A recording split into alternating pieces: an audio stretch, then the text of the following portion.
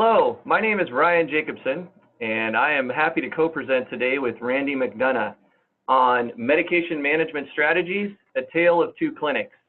Randy and I are going to be switching back and forth a little bit throughout the talk, so I'm going to kick things off here with a brief introduction and cover some background, and then Randy will be in to introduce himself in a few moments. So I am a pharmacist at the University of Iowa Healthcare, a clinic-based pharmacist in the Heart and Vascular Clinic, and I'm also a clinical associate professor with the University of Iowa College of Pharmacy. We're going to share a little bit with you today about a demonstration project that we've been working on the last 6 to 8 months here in Iowa. In terms of conflict of interest disclosures, we do not have any real or potential conflicts of interest related to the subject matter in this presentation. Randy would like to disclose he is a luminary for CPSN USA and CPSN Iowa, which he'll elaborate on in a moment. In terms of the goals for this session today, we really want to share our experiences and lessons that we've learned from this collaborative project. We feel like there are some real tangibles that we can share with you, and hopefully you can implement or generate ideas of your own. As a result of our experiences, we'll emphasize some of the opportunities that we've seen as well as some of the challenges we've observed while caring for mutual patients across our respective practice settings. And in the process, we're going to highlight a few patient success stories through our enhanced community and clinical pharmacy collaboration. Randy? Thanks, Ryan. As Ryan indicated, I'm Randy McDonough, and I'm co-owner of Towncrest, Solon Towncrest, and Towncrest Compounding Pharmacies. I'm also a luminary, as he indicated, with CPSN USA and also CPSN Iowa. CPSN stands for Community Pharmacy Enhanced Services Network, and you can see on this slide, as far as the USA network, a description of the USA network overall. There's 3 themes I want people to gain from really what's listed on this slide here. The first theme is that this is really a network of high-performing pharmacies or high-performance pharmacies. So they have made a promise to the network that they will provide enhanced services, that they will engage with the patients, engage with other providers to make sure that patients are being optimized, which is the second theme, and that is helping to optimize patient medications by providing these enhanced services. But we also want to make sure that we're working collaboratively with other providers, which includes obviously physicians, nurses, pharmacists, which this project is really emphasizing as far as how does a community pharmacist who's part of the CPSN Iowa network collaborate with a pharmacist who's embedded in a clinic, in a health system or an ambulatory care clinic. If you look at CPSN USA and look at the coverage we have, this map here on the left-hand side really shows just the coverage that we have and where we've actually launched some of our networks, regional networks, where contact has been established, and where sites or areas might be determining the interest. And I can say that this map probably has a little bit different color now because we've got more states that have become more engaged with the network.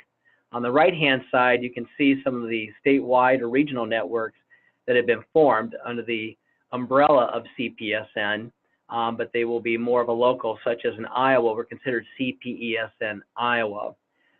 Currently, we're almost about 2,000 pharmacies nationwide that have belonged to this network. And again, this network is about high-performing pharmacies that are providing enhanced services, and we'll talk more about what those enhanced services are. And the goal is how to make sure we have adequate coverage of these enhanced services providing pharmacies throughout the United States, but then also locally within our own state and regionally. If you look at CPESN Iowa, we were one of the early adapters of the CPESN Iowa concept, or CPSN USA concept. They actually started in North Carolina and through a CMMI grant that they received. And then we were doing some things here in Iowa with a local payer, and we started talking about developing a high-performing network, and we heard some of the things they were doing in North Carolina, and that's how we became part of the CPSN USA group. In Iowa, we are a non-for-profit organization, so we are a legal entity. It says here we have about 90 high-performing community pharmacies. Currently, we're at 100, and we may be well over 100 pharmacies statewide before the end of the year as we continue to recruit new pharmacies that want to be a part of it. If you look at the minimum required services that all these pharmacies that are part of CPSN Iowa, and not just CPSN Iowa, but really CPESN USA, the 5 required services include medication reconciliation. So when we get transitions of care, making sure that the patient's medications are being reconciled as they move from one place of care to another. We also have clinical medication synchronization, which means that we want to make sure not only are we syncing our patients' medications so that they're picking them up all on the same day, but we're really providing clinical services in the terms of an appointment-based model where we're working with the patients, identifying any medication-related issues, and working with other providers to resolve those issues. Adherence packaging, so making sure that there's an option for patients if they want to go from just bottles to having someone put them into adherence packaging services for them. Immunizations, that's been something that Iowa has been a leader on nationwide, but we would like all of our CPSN Iowa pharmacies to either provide immunizations or at least be able to refer patients to a provider who does provide immunizations. And last, and certainly not least, we want to make sure that for those patients who need chronic care management, that we're providing comprehensive medication reviews, working collaboratively with other providers, including prescribers, to make sure that patients are achieving a therapeutic outcome with safe and effective medication. Towncrest Pharmacy, as I have mentioned, I'm co-owner of. We actually have 2 sites, one in Iowa City, which is the mothership, if you will. It's been the one that's been around since 1963. And then we also have Solon in Solon, Iowa, that we opened up in 2012. We have 32 employees between these 2 sites, and as you can see, it's not a really big pharmacy in Iowa City, about 1,500 square feet on one floor. We have a basement as well, too, but there's a lot of activity that's happening, which you'll see in some other slides as far as the kind of services that we do provide from that perspective. Our goal at Towncrest Pharmacy, since I have gotten there back in 2006, is to free up the pharmacists. We want to free up the pharmacists so they can provide enhanced services and working collaboratively with other providers to make sure patients' medications are optimized. We free up the pharmacists by a variety of mechanisms. We use technology. So, for example, at Towncrest in Iowa City, we have 3 robots that provides the automation that we need to improve our efficiencies. Plus, we have an automatic pill counter called an Icon. So we really have tried to embrace technology to free up the pharmacists. We also were one of the early sites that were part of the new practice model where the technician is doing the final product verification. And so we make sure we optimize the use of our technicians and make sure that they're practicing at the level of their education, much like we expect our pharmacists to be practicing at the level of their education. We also are very much a technician-driven dispensing process. Really, the technicians are taking the product, the prescription when it first comes in from the patient, getting it filled, doing the final product verification, passing off the information to the pharmacist, who can then do their review of the patient's medications to identify any potential or actual medication-related issues.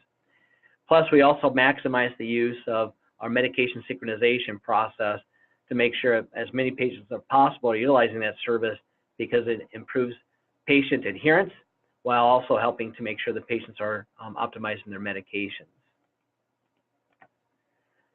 This here is a list of all the services that we provide at Towncrest Pharmacy, and this didn't happen overnight. I've been at Towncrest, as I mentioned, since 2006, so we've evolved over that time to provide a lot of comprehensive services. The services that are listed in red are those required services that we have to be part of the network. So you can see that most sites, similar to Towncrest, provide more than just the 5 core services, but will provide a variety of different clinical services based upon their market or their need with their area that they're practicing at. So how do we get this thing started? every year, CPESN USA has an annual meeting in North Carolina, and it's in Concord, North Carolina.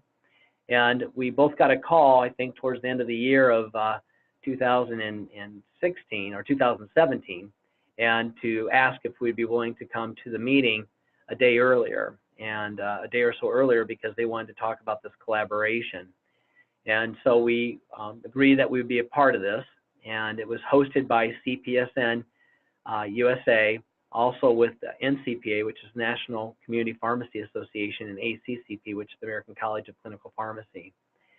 And what they wanted to do is saying, how can the pharmacists who are embedded in a clinic, much like Ryan and what he'll be talking about, how can they collaborate better with the pharmacists in a community setting and vice versa? How can we share information? How can we make sure we're working to collaboratively enhance the patient's outcomes with medications? In Iowa, there's 2 pharmacies that agreed to be part of this pairing. We got Matt Osterhaus out of Osterhaus Pharmacy in Maquoketa, Iowa, and then, of course, Towncrest Pharmacy, both in Iowa City and also in Solon, and then working with Ryan, one of his colleagues in internal medicine. When we were at the meeting, the different groups discussed what the opportunities may be to be collaborating together, what are the barriers, but also what are some of the ideas to enhance collaboration across the practice settings. Obviously, there's always some concerns about how do we share information, and how do we make it bidirectional. And those issues are still there today, although we have found some workarounds, and Ryan can talk about that, but we do have secure portals that we're using that they can request information. We can send information through that secure portal. On our end, if it happens that we are proactively identifying an issue, we still have to use a fax. So obviously this is still evolving. So a pair was formed between several states, between a community pharmacist and an embedded pharmacist, and then they wanted to see what would happen. And some ideas that we talked about is maybe we could just share medication lists prior to the admission or post-discharge or during transitions of care, or maybe there's progress notes that we can share. Maybe there's a medication list and adherence issues that the patient might be having. What can we be sharing with each other to make sure that the patient's care is optimized so they're reaching the therapeutic outcome? The goal was to complement each other's services while avoiding duplication and working together rather than working in silos.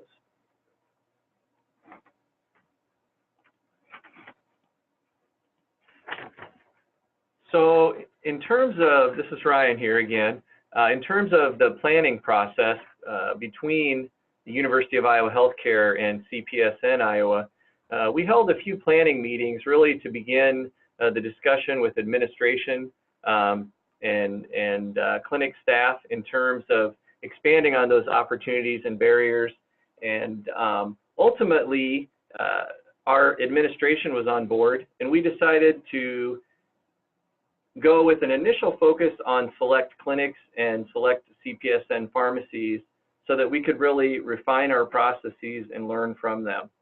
In terms of goals, Randy's mentioned this a little bit, and I'll just reiterate it, that really our ultimate goal is to help achieve medication optimization. And that really is increasing the likelihood that patients will achieve their intended outcomes while avoiding unintended outcomes or adverse effects. So we intend to do this through coordination and collaboration with shared patients. Part of that process really involves improving our communication between clinic-based pharmacists and CPSN community pharmacists. And then ultimately, we want to learn from these experiences and scale up or expand in areas of further need. And then also share our findings and serve as leaders in Iowa and throughout the region or country in terms of demonstrating successes and lessons learned by clinic pharmacy and community pharmacy collaboration. So before I talk about the next section on key project questions, I want to share with you a patient scenario which really highlights a tale of 2 different outcomes. And I think it really gets to you know, a real-world example of the impact that this collaboration has had on a patient basis. So if you will, we have an 82-year-old female who has a past medical history of atrial fibrillation. And 1 year ago, she followed with the cardiologist and refused anticoagulation, which would be the standard of care in her case for atrial fibrillation-related stroke risk. Instead, the patient was prescribed aspirin and metoprolol. So very, very simple medication list. Unfortunately, the patient was admitted for emergency surgery and had problems during surgery with uncontrollable bleeding in the operating room, and the patient nearly died on the operating table. So I want you to remember that patient. We'll revisit that patient in a few moments. So in terms of our planning meetings, we really identified key project questions that we wanted to answer in this collaboration. And the first of that is who to target. So which clinics do we target, which disease states, which medications, which high-risk patients? I think that's one thing that's really important is that, you know, there is a segment of our population that is very high risk from a medication use perspective. They're high utilizers of healthcare, high utilizers of high-risk medications.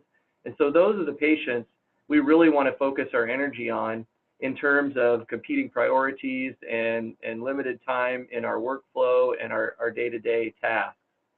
So identifying who to target and then how to target those patients. Once we've identified the patients, what information do we share between the clinic and the community pharmacy? And we want to share information that's clear and concise. We don't want to share 20 pages of clinic notes or discharge summaries. We want information to be useful and usable.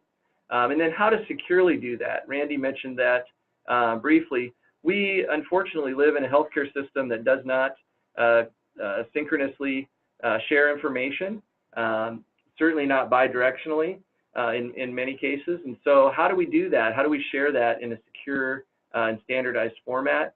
And then what are our outcomes? What are we hoping to achieve in terms of optimizing patient care? And then how do we document, analyze, and report those outcomes? So next, before I jump into my specific process in the clinic, I want to give you just a brief background on University of Iowa Healthcare. So the University of Iowa is a 811-bed academic medical center. We have high number of admissions and significant outpatient clinic services in excess of 1 million clinic visits annually.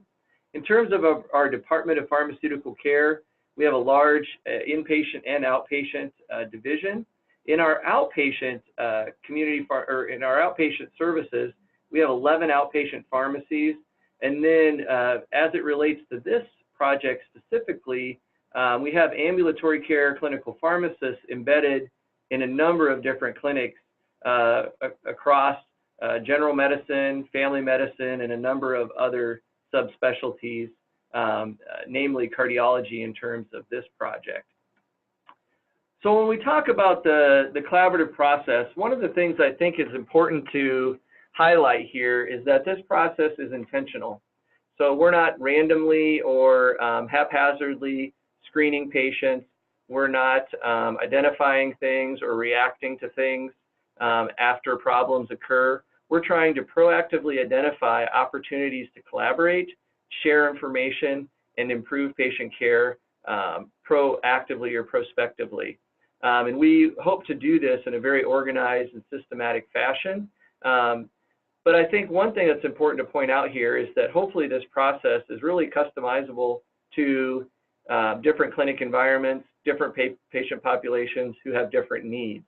So this broad overview that I'm highlighting for you here is hopefully applicable in a diversity of settings. So each week, as the clinic pharmacist, I screen our clinic patient population, and I worked with our IT folks to develop an electronic report that runs on demand or on a scheduled basis. And it basically filters our clinic population for the following week for any of those patients who identify as using a CPSN pharmacy. I will then go ahead and generate a report and I will share that report with the CPSN community pharmacist. The community pharmacist will then review that report for pertinent information, opportunities for intervention. Let's say I've identified a need to determine adherence rates or accuracy of the medication list.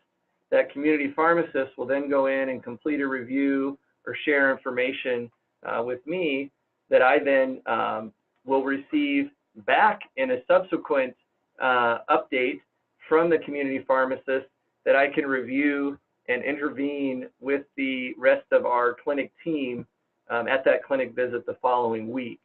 So again, we have a step-by-step process here that seems to work pretty well in terms of proactively identifying those patients in advance of their clinic visits.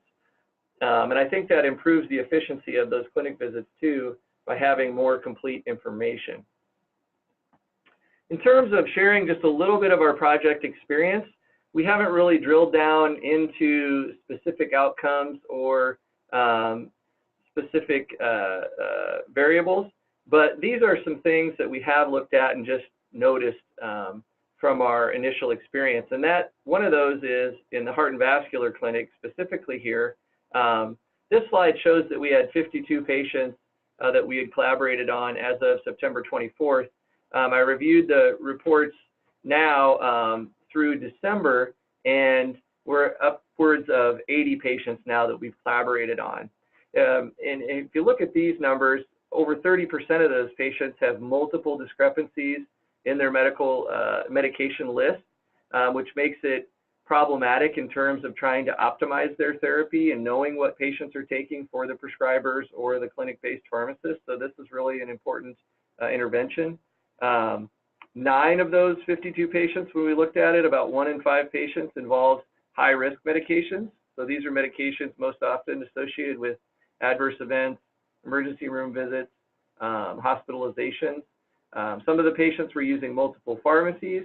And then on a number of many patients, actually, we've shared additional information in terms of just having more complete information, immunization records, identifying opportunities for the community pharmacist to intervene in that regard, making sure that laboratory monitoring and information is up to date, and then also the treatment plan. It's real important for the pharmacist to know not just what prescription has been written, but what the treatment plan and goals are for the patient so they can reiterate those. The internal medicine clinic experience, we have another pharmacist, Tracy Harlan, who's working there. It's a similar picture. Over almost half of those patients in that clinic have had multiple discrepancies. She has recommended back to the community pharmacist adherence packaging, and then also some blood pressure monitoring or enhanced monitoring, which is really convenient for patients to be able to have this enhanced services within the community where they can walk in either on an as-needed basis or, as Randy mentioned, on a sort of a schedule basis to sit down with the pharmacist. One of the other things I'll share here with internal medicine, and that's the fact that, you know, Randy's pharmacy at Towncrest, specifically in Iowa City, has a large patient population with special needs. And so the clinic-based pharmacist here in internal medicine mentioned that that's really one of the successes of this collaboration, in her opinion, is the improved care of those patients and having more complete information in terms of their very unique and special needs. So let's just kind of wrap up our experience with a few of those noteworthy patient cases. So I want you to go back to that patient I already shared with you, our 82-year-old female who ended up in the emergency room. I want to share with you a slightly different scenario, which I think you'll agree is much favorable to the other outcome. And that is this patient presented to the clinic for an annual follow-up with the cardiologist. As I mentioned, they were here a year ago, and the patient had refused anticoagulation. Well, I identified this patient a week in advance as a shared patient, and the CPSN pharmacy at Towncrest shared with me the refill records from the past year. And I noticed that the patient had received a prescription on 3 occasions actually, called Xarelto or rivaroxaban, which is an anticoagulant, a high-risk medication. And as I mentioned, it was documented in the medical record that a year prior, the patient had refused all anticoagulation. So I felt like that was sort of a red flag in my mind that I wanted to dig a little bit deeper in. And in summary, I sat down and met with that patient. The patient had some cognitive impairment, and so they weren't the best historian, but they had no idea, this woman had no idea that she was actually taking Xarelto or rivaroxaban. And you can imagine, being an anticoagulant, going in for emergency surgery, it would be very important for the surgeons to know that that patient was on a blood thinner and potentially at risk of serious bleeding by proceeding with an operation. So this second scenario, where we were able to successfully identify that the patient was in fact taking an anticoagulant and update the medical record so that if that patient was admitted down the road, we would have better, more complete information. Another example was a patient who had been seen in October of 2017, and a medication known as clopidogrel was discontinued. That drug often has a specific course of therapy, a defined treatment period, and so they came back in September of 2018, almost a year later, and I reviewed the pharmacy records that were shared with me, and I noticed that the patient was still filling clopidogrel. Unfortunately, when the cardiologist discontinued that clopidogrel, that information was not shared with the pharmacy, and the patient unknowingly continued to fill that medication despite it was to be stopped. Another scenario similar to this was a hospice patient. The patient was having low blood pressures, and so all the blood pressure medications were discontinued. Unfortunately, that was not communicated to the pharmacy or the hospice staff. And so this patient continued to experience continued hypotensive episodes, came into clinic. The provider, the physician could not figure out why, because all the medications had been discontinued. But the internal medicine pharmacist, who had information shared from the community pharmacy, identified that the antihypertensive medications had continued to be filled. Similar episode in terms of a patient who was residing in a group home for the mental health needs with type 2 diabetes. And in May, the A1C was 5.4%, which is well below the usual treatment goal of 7%, and was actually experiencing low blood sugars or hypoglycemia. So one of the diabetes medications was discontinued. Again, unfortunately, those stop orders are not electronically transmitted to the pharmacy, and the group home staff was not notified. The patient came to clinic 3 months later, continuing to have episodes of hypoglycemia, and everyone was unaware of that until the pharmacist realized that glipizide was still being filled. And one last sort of example here was a patient who switched therapy from sertraline to citalopram for hopeful improvement. Unfortunately, the patient came to the clinic visit and was jittery, sweaty, and anxious, and the pharmacist identified that the patient had continued to fill both of those prescriptions despite the records that indicated otherwise.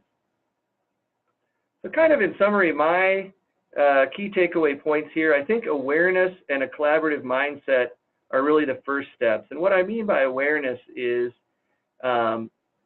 in terms of one pharmacy community or pharmacist to pharmacist collaboration, we really need our pharmacists to have an awareness of where they're practicing in their respective settings.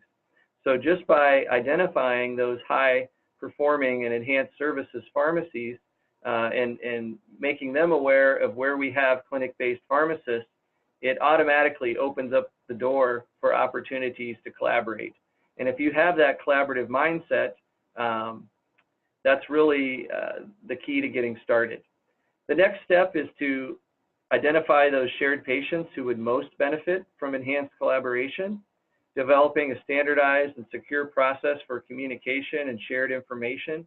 That's going to look a little bit different for each pharmacy and each setting, depending on the electronic health record and institutional guidelines and potential restrictions. And I think, you know, as highlighted here in a couple cases, a shared and accurate medication list is really low-hanging fruit and a good place to start.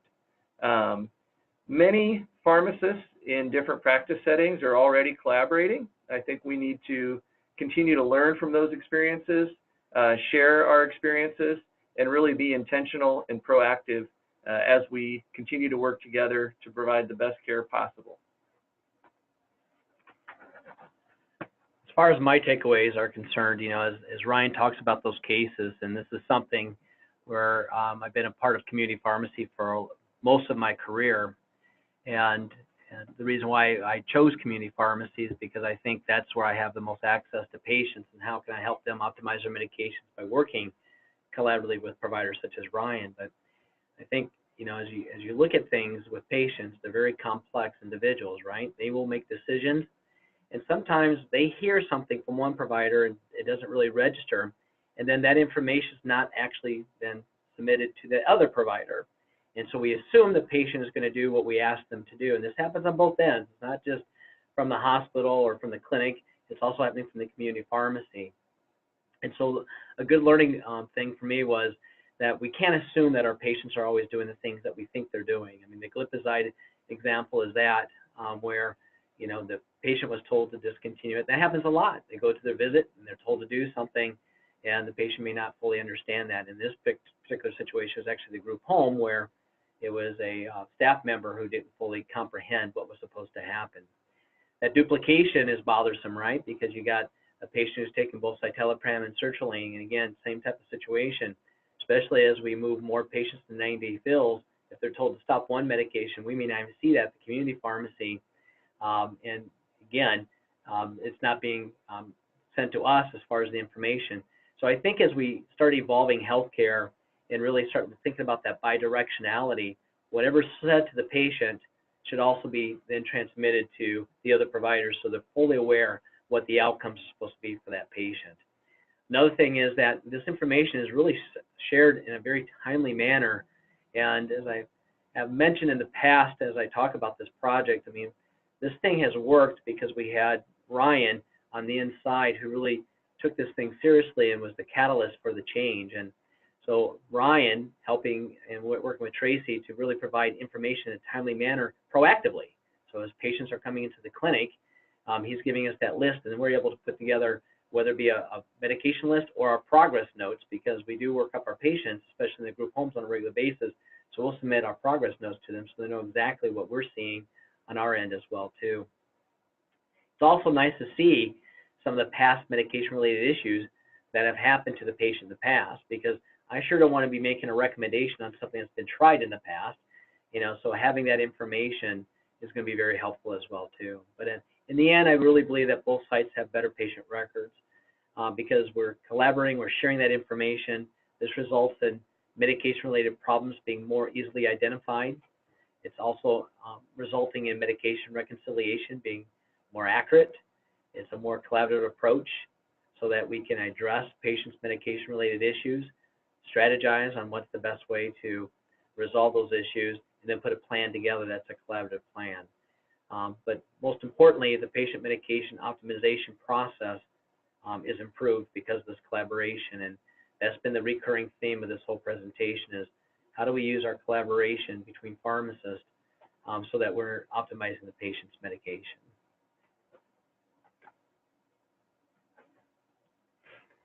We'd like to summarize by acknowledging the people that were involved in this particular project, which includes Matt Osterhaus from Osterhaus Pharmacy in Maquoketa, Iowa. We got Tracy, who's been the internal medicine clinical pharmacist here at UIHC. Ryan, who's the cardiovascular clinical pharmacist, who's been the catalyst and the change agent for us. Kelly Kent, who is my director of clinical operations at Towncrest Pharmacy, who's done a lot of the work in collaborating with Ryan and Tracy. And Becky Halber, who's one of my clinical pharmacists, but also pharmacy manager at Solon Towncrest, and they've been very engaged in the process as well too. But we also want to recognize our colleagues across the country that not only participate in this project, but working with other type of collaborations to really demonstrate that a healthcare team that works closely together has a better effect on impacting patients and optimizing the medications. And there's a lot of opportunity for pharmacists in a variety of different practice settings collaborating more closely to really make sure that we're optimizing our patients overall. And so we appreciate the time to present this information to you, and we thank you